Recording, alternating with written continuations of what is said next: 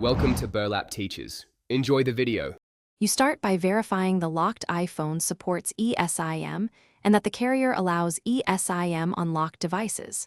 Once confirmed, get the eSIM QR, SMDP Plus address, or activation code from your carrier and keep it on a second device or printed.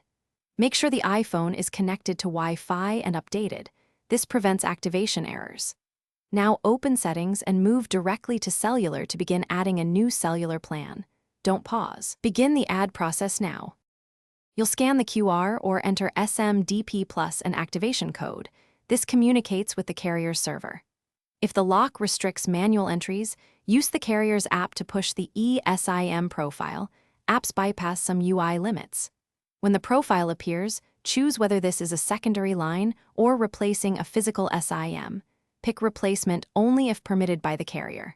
Once you tap Add Cellular Plan, wait for the profile to download and show as installed before continuing. You finish by assigning the eSIM for voice, SMS, and data in cellular settings and testing a data load or call to confirm service.